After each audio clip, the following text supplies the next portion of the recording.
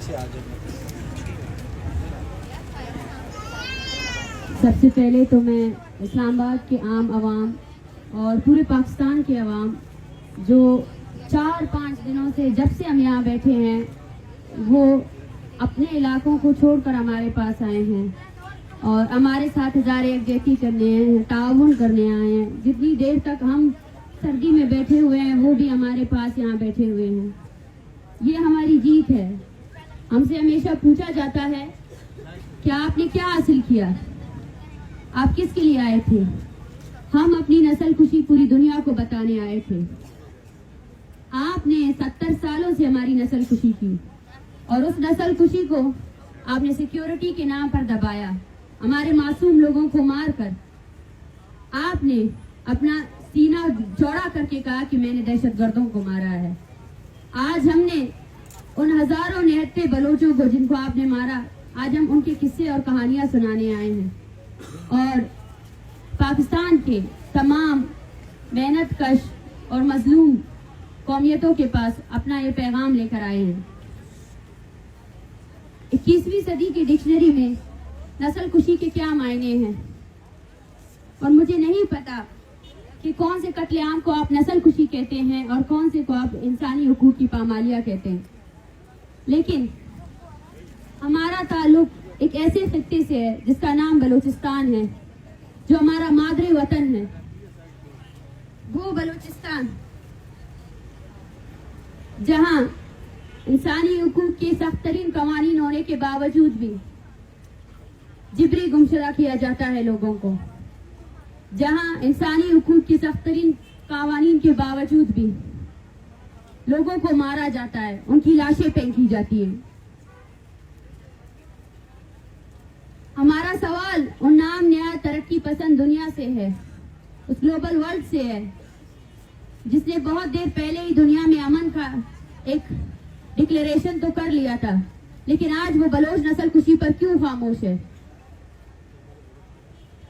کیا آپ کو پتا ہے کہ بلوچستان میں ایک ایسی جگہ بھی ہے غزدار توتک جہاں 300 کے قریب لاشیں دفن ہیں جو بلوچ لاپتہ افراد کے ہیں، جن کو کسی نے آئیڈینٹیفائی نہیں کیا.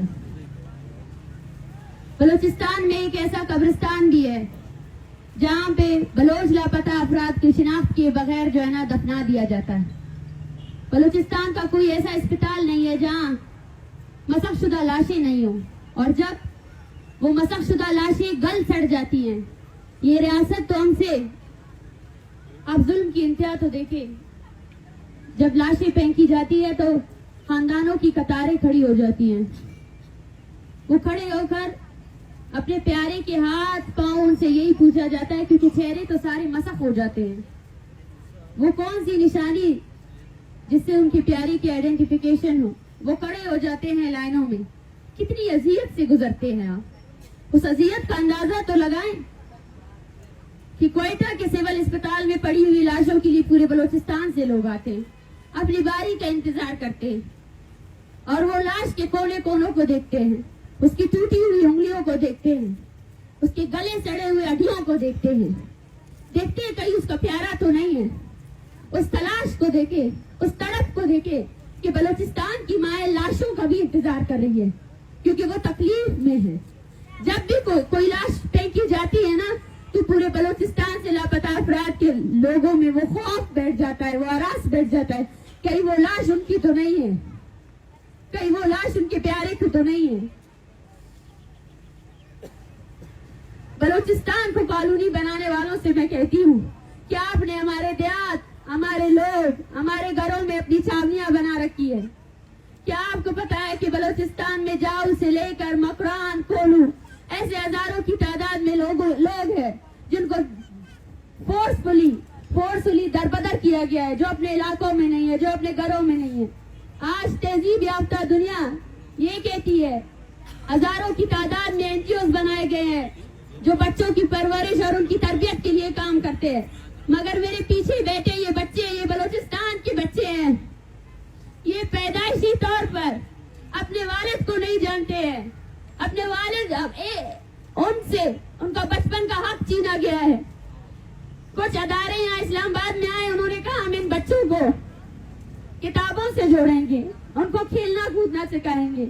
यकीन करें हमारे बच्चे खेलना कूदना भूल चुके हैं, वो बस उस तस्वीर को उठाए बैठ जाते हैं। जिस उम्र में आप अपने बच्चों को बोलना सिखाते हैं, उस उम्र में हमारे बच्चे नारे लगाते हैं। जिस उम्र में आपके बच्चे जो है ना आपके स्कूलों में पोएम्स और नज़में नहीं गा सकते हैं, उस उम्र में हमारे बच्चे जो है ना तकरीरें करते हैं। जिन तकरीरों को आप पोस्ट कर रहे होते हैं, उस अमल को देखें जिस अमल से हमें खुशी नहीं है। मैं नहीं चाहती कि अली शेर तकरीरें करे, मैं नहीं चाहती कि खलील अहमद के जो 3 बच्चे हैं उनके बचपन की यादें ये पोस्टर्स बने, लेकिन बनाए गए हैं। ये वो जबर है जो किसी ने नहीं देखा। खवातीन के हुकूक पर बनाई गई सारी तंजीमें क्या जानती है कि बलोच खवातीन किस अमल से गुजर रहे हैं? बलोच खवातीन जो इज्तिमाई ज्यादती का शिकार है, बलोच खवातीन, ये पीछे जो लोग बैठे हैं ना, ये वो विटनेसेस हैं जिनके प्यारों को आपने गुमशुदा किया, लेकिन वो आज भी आपके सामने खड़े हैं। उनकी जिंदगी के एक एक लम्हे को आप अगर देखें और सोचें ना, तो आप उस दर्द और तकलीफ को सोच ही नहीं सकते हैं। बलूचिस्तान में वो लोग जो इंसानी हुकूक पर बात करते हैं, जो कौमी जद्दोजहद करते हैं, एक्टिविस्ट, सहाफी, टीचर, जब वो अपने हक के लिए बात करते हैं तो आपकी बेशरम, मैं बेशरमी कहूंगी, बेशरम रियासत जो है ना जाकर उनकी औरतों को अबडक्ट करती है, जाकर उनकी औरतों को जो है ना अगवा करती है और उनको इज्तिमाई ज्यादती का निशाना बनाती है। ये है बलूचिस्तान का वो चेहरा, ये है आपका रियासत का वो चेहरा जो आपको किसी ने नहीं दिखाया। मैं अब जब सोचती हूँ कि डर क्या था उन्हें, जब हम इस्लामाबाद आए तो उनको डर क्यों था कि हम नहीं आए, और आज जो ये बौखलाहट का शिकार इंतजामिया है, वो डर रहे थे कि बलूचिस्तान की माएं उनके करतूत लेकर आएंगे, पूरी दुनिया को बताएंगे कि इस्लामी जमहूरियत पाकिस्तान में जमहूरियत कहाँ है, पूरी दुनिया को बताएंगे कि इस्लामी जमहूरियत पाकिस्तान इस रियासत की बुनियादें कितनी खोखली है, इसके अदारे कितने खोखले। आपने इस पैगाम को, इस आवाज को छुपाने की कोशिश की, लेकिन आपको ये नहीं पता है कि ये आवाज नहीं ललकार है।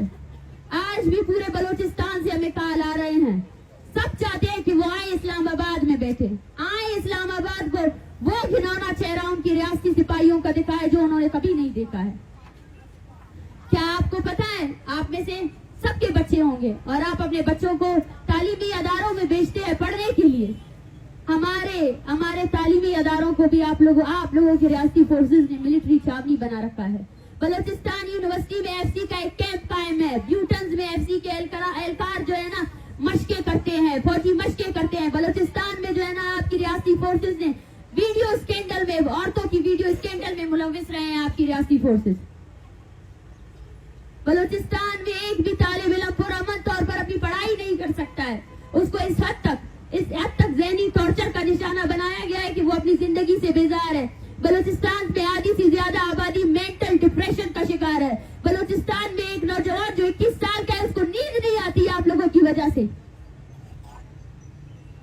आप इस दर्द को, इस कर्ब को कब तक छुपाते रहेंगे?